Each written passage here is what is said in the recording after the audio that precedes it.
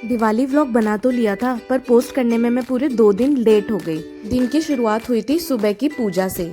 यहाँ पे पेरेंट्स ने खाना बनाने के बाद भोग लगाया था और उसके बाद हमने किया ब्रेकफास्ट और मैं थोड़ा सा रेडी हुई थी। डेली व्लॉग में मैं बिल्कुल रेडी नहीं होती हूँ बट रेडी होना पड़ा क्योंकि घर की डेकोरेशन भी करनी थी और मार्केट भी जाना था।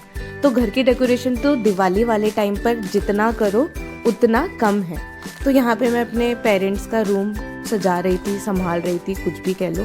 और उसके बाद मेरा रूम भी रेडी था, ड्राइंग रूम भी रेडी था और मैं चली गई थी रंगोली बनाने। मेरी रंगोली ख़राब हो गई थी और यहाँ पे मम्मी डिनर की तैयारी कर रही थी। दाल फ्राई कर रही थी दाल की कचौड़ी के लिए, जो कि मेरी फेवरेट है।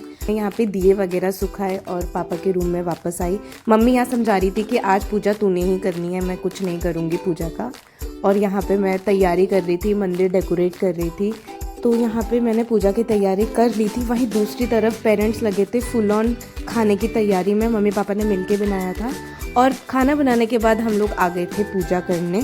जब मम्मी पापा खाना बना रहे थे तब मैं पूजा की तैयारी कर चुकी थी। तो अब फाइनली पूजा करेंगे। जहाँ तक मुझे पता था पूजा का मुहूर्त सब बोल रहे थे 7:30 से 8:30 बजे है। तो हम लोग बैठ गए थे टाइम से, खाना वाना बना के फ्री होके आराम से पूजा करेंगे करके। और फिर लोगों के घर भी जाना होता है प्रसाद वगैरह देने, तो पहले ही हमने पूजा कर ली थी अच्छे से। उसके बाद दिए वगैरह जलाए थे, थोड़ा सा फोटोशूट किया था पेरेंट्स का और साथ में मिलके रंगोली पे डेकोरेट किए दिए और घर के बाहर भी सजाया। तो ये बहुत ज़्यादा मज़ा आता है मुझे दिवाली पे। दिवाली तो मेरा फेवरेट त्यौहार है।